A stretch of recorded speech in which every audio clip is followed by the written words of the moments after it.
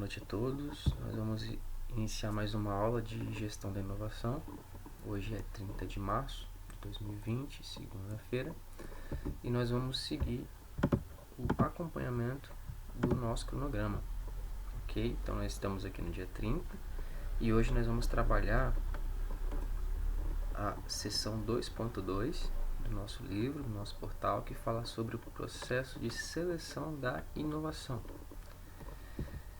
E aí a nossa agenda vai ser esses 4 tópicos que nós vamos abordar. A seleção, o processo de seleção, selecionando aí as melhores oportunidades dentro de um processo de inovação. A gestão do portfólio, o que seria esse portfólio, como é que eu faço a gestão desse portfólio. E o desenvolvimento de produtos, como é que é esse processo dentro do processo de seleção, como que eu trabalho o processo de desenvolvimento do produto, E por último, vamos falar um pouquinho da avaliação do ciclo de vida. E nós vamos perceber que tanto o produto como a indústria ela tem um ciclo de vida. Então, dentro de um processo de inovação, a empresa, a indústria, ela tem que ficar atenta para que ela possa sempre estar em competitividade com o mercado. O objetivo da aula de hoje é nós falarmos aí para nós entendermos o processo de seleção de oportunidades para inovação, conhecer ferramentas para a seleção de oportunidades. Então nós vamos ver algumas ferramentas que são muito recomendadas para serem utilizadas nesse processo de seleção, e também entender melhor o processo de desenvolvimento de produtos, como é que seria esse processo de desenvolvimento, como é que seria esse processo do ciclo de vida do produto, e manter sempre a inovação diante disso. Então a seção 2.2 fala sobre o processo de seleção da inovação. Então, muito bem, o processo de inovação ele tem algumas etapas. Como nós vimos na semana passada, inicialmente foi necessário fazer o quê? Buscar a maior quantidade de informações possíveis, a maior quantidade de ideias, que existem até as ferramentas e as técnicas para isso, que foi o brainstorm, que é a tempestade de ideias. Faça uma reunião, as pessoas elas começam a falar ali algumas ideias, e isso vai sendo anotado para depois ser avaliado e ser peneirado, minerado, nas melhores ideias para serem implementadas. E também tem a técnica de brainwriting, que as pessoas, ao invés de falar, elas escrevem em um papel e passam essas ideias escritas adiante, onde também ali há um filtro, uma mineração das ideias que poderiam ser ou que poderão ser implementadas sucessivamente. Só que dentro desse conceito de você pegar muitas ideias, juntar esse monte de ideias, surge um problema, porque nenhuma empresa, nenhuma indústria, nenhuma organização possui recursos para desenvolver todas as ideias que são faladas ali naquele momento. Então isso gera um problema inicialmente. É por isso que agora é necessário trabalhar um processo de filtragem, um processo de seleção. Então existem algumas ferramentas que possibilitam o filtro das ideias, para você usar o que é importante e descartar o que não seria interessante no momento. E aí, nós entramos agora no processo dessa seleção, que é onde você seleciona as melhores oportunidades diante daquele monte de ideias que foi ali inspecionado, que foi falado, que foi dito pela equipe, pelas pessoas, por todos os que estavam envolvidos ali no processo de idealização.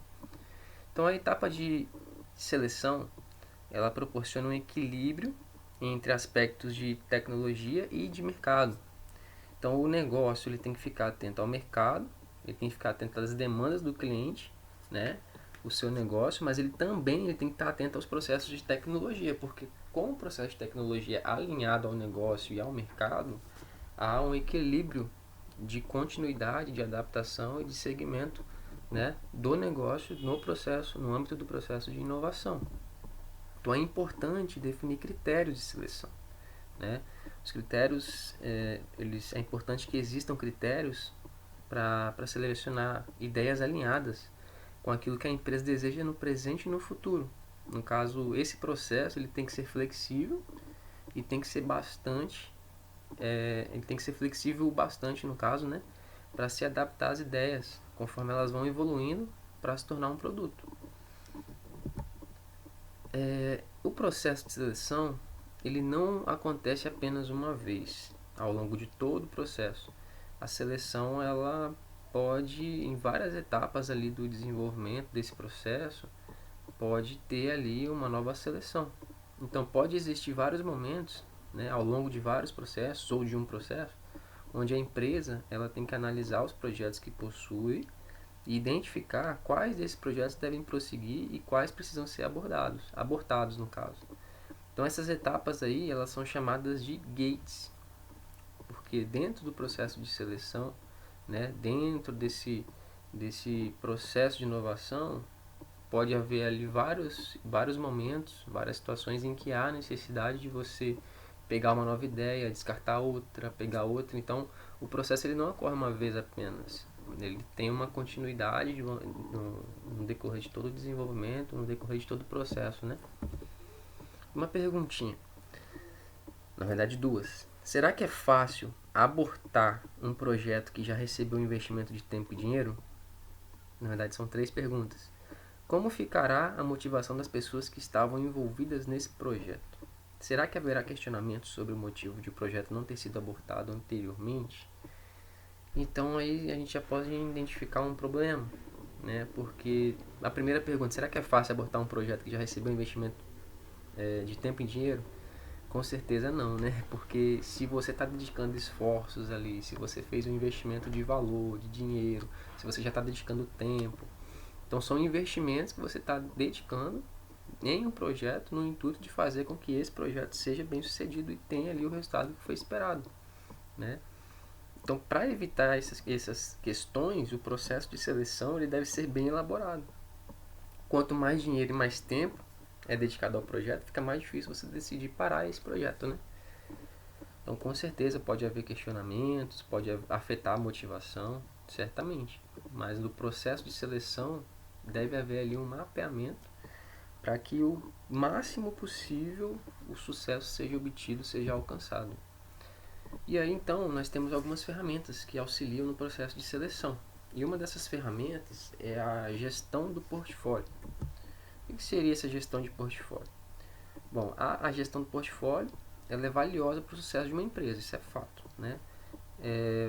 Tem muitos negócios, muitas empresas que colocam ali todas as suas apostas, todos os seus credores em uma necessidade, em uma visão de oportunidade. Só que se a empresa agir dessa forma, colocar todos os ovos em uma cesta, pode ser muito arriscado para ela. Porque diante de uma idealização em que você coloca ali, investe todos os seus recursos, dinheiro, tempo em uma causa apenas, essa causa pode dar certo ou pode dar errado. Se dar certo, tudo bem. Mas e se der errado? Se der errado foi todo o seu recurso, foi todo o seu dinheiro, foi todo o seu tempo, né? E aí o projeto ele vem a falhar. Então a gestão do portfólio ela tende a gerir esses procedimentos no intuito de você distribuir os recursos de maneira mais eficiente. Então a empresa ela precisa fazer um balanceamento.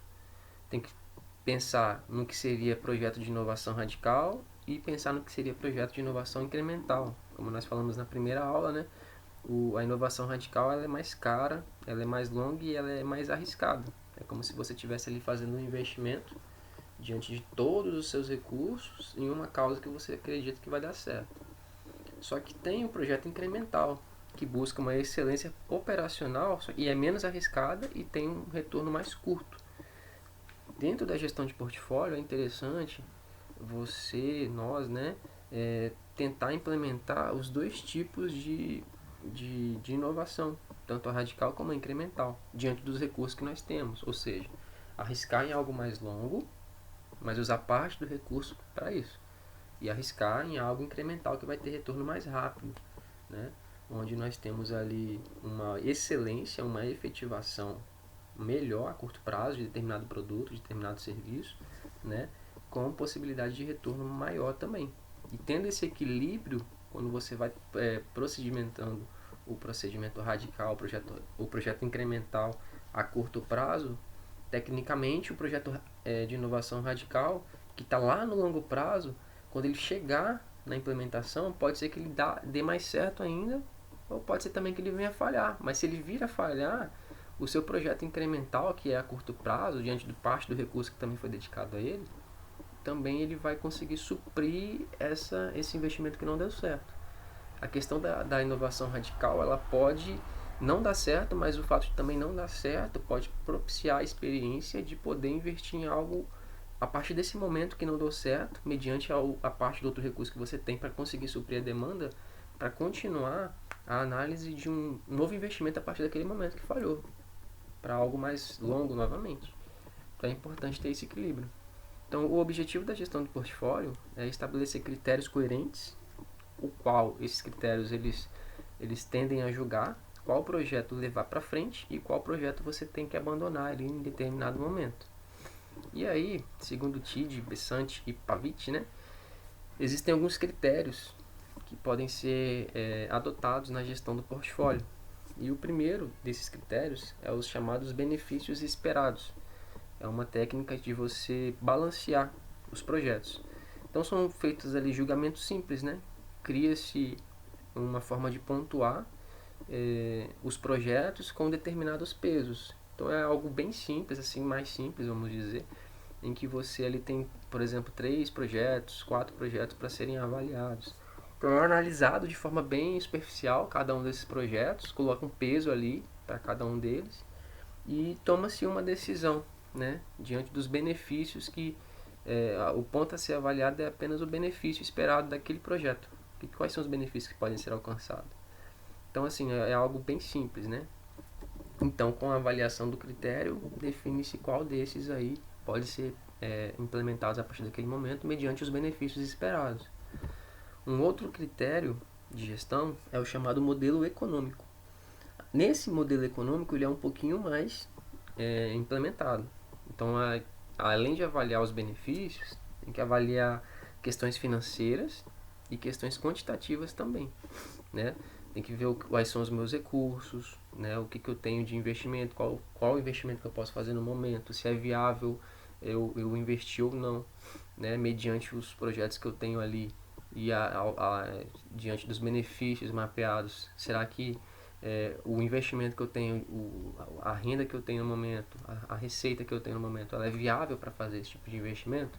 Então o modelo econômico ele tende a verificar essas questões financeiras e quantitativas, né, nesse procedimento. Um outro tipo de critério é o modelo de matriz de portfólio. Então esse modelo ele é o mais completo, vamos dizer assim, né? Porque ele avalia um conjunto de critérios simultaneamente fazendo um balanceamento através de uma matriz. A gente sabe que a matriz ela tem linha e coluna.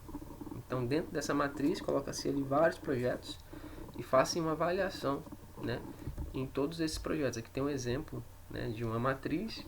Pode observar que é um gráfico representando um grau de inovação e o risco que esse projeto aí tende a correr. Quanto mais para a direita, mais risco corre. Quanto mais para cima, mais inovador é. Então, nessa análise aqui do tipo de ferramenta, né, da matriz de portfólio, nós podemos perceber que o projeto 3 ele é o melhor para ser implementado, porque ele tem o maior retorno para a empresa. Ele tem um risco médio, você pode observar que ele está no meio do risco, e também tem um grau de inovação médio, ou seja, médio para alto. Então, seria aí o projeto mais ideal para estar elaborando, para estar desenvolvendo no momento, né? Já o projeto 4, você pode observar aqui no início, esse projeto 4, ele tem o menor retorno esperado. Ele tem baixo risco, mas ele também não tem nada de inovação, né? Então, assim, a matriz ela auxilia diante de uma medida, nós analisarmos o que seria mais importante, né? Tá ali implementando no momento, avaliando o grau de inovação e o risco. Já o projeto 2, ele tem muita inovação, só que ele também tem muito risco ao ser implementado, né? Então talvez no momento não seria interessante implementar o projeto 2, né? Tem que se haver ali um equilíbrio entre inovação e risco para que o sucesso ele tenda a ser alcançado, né? Um outro tópico que nós podemos abordar é o desenvolvimento de produtos. Então a empresa ela deve planejar o processo de desenvolvimento do produto. E esse desenvolvimento nós temos que pensar antes, durante e após o desenvolvimento, né? O Rosenfield ele fala que são essas 3 fases que são necessárias analisar para desenvolver um produto dentro do processo de seleção de inovação. Então tem-se aí o pré-desenvolvimento. O pré-desenvolvimento é um planejamento estratégico do produto e o planejamento do projeto. Ou seja, é toda essa etapa de brainstorm, de brainwriting, definição de ideias, né, mapeamentos, faz ali a ferramenta, utiliza-se a ferramenta para selecionar um produto, gestão de portfólio, talvez uma matriz, onde ali você define, né, quais seriam as ideias, as definições, os projetos mais viáveis para estar seguindo no momento. Então você está pré-desenvolvendo, você está antecipando algo que ainda vai ser construído, mediante avaliações que já foram feitas anteriormente. Já na etapa de desenvolvimento, entra-se o projeto informacional, o projeto conceitual, o projeto detalhado, a preparação da produção e o lançamento do produto. Então, depois que você definiu ali as ideias, né, os conceitos, as ferramentas necessárias para estar sendo implementadas, agora tem a questão de informação, você já tem as informações definidas, você já tem os conceitos para estar começando ali a desenvolver o produto, você já tem o detalhamento, que já foi tudo mapeado, agora você vai preparar o produto e vai lançar o produto. Então aí já é a etapa de desenvolvimento. E por último tem o pós-desenvolvimento, que é o que? O acompanhamento do produto, né? Onde você vai aí ver o processo de produção dele, o acompanhamento dele e a descontinuidade do produto ao longo de um determinado tempo. Então nós temos 3 etapas, né, que envolvem aí as fases de desenvolvimento do produto. E por último, nós temos a avaliação do ciclo de vida. Então toda indústria, todo produto, né, tem uma avaliação de ciclo de vida. E como é que funciona isso? Né? Para nós avaliarmos essa questão do ciclo de vida, né, tanto de uma indústria como de um produto, basicamente nós podemos representar isso em 5 etapas. E essas 5 etapas ela pode ser definida como curva S. Eu tenho aqui uma imagem em que vocês podem avaliar e considerar essas 5 etapas do ciclo de vida de um produto. Né? Nós temos aí a etapa da concepção, a etapa da introdução, do crescimento, da maturidade e do declínio. São aí as 5 etapas da curva S. E você pode observar que tem aqui um gráfico, uma linha seguindo a análise de venda e uma linha seguindo a análise de lucro diante desse produto que foi selecionado, que foi desenvolvido e agora ele está dentro de um ciclo de vida. Né? Mas o que seria essa concepção? Vamos lá, a concepção, vocês podem observar que ainda não tem venda aqui. Ó. Então ela é a etapa inicial. Né? O produto não existe para comercialização, não tem venda e o lucro é negativo, ou seja, você tem que investir para criar o produto. Você está ali na etapa de concepção do ciclo de vida dele. Então você não tem lucro, mas você tem custos de produção. Depois tem a introdução. A introdução você pode observar que também ainda não há lucro, né? Porque você está começando a fazer o produto e começando ali a vender o produto, tentando convencer a aceitação dele no mercado. E aí na etapa de introdução ela ocorre após o lançamento, né?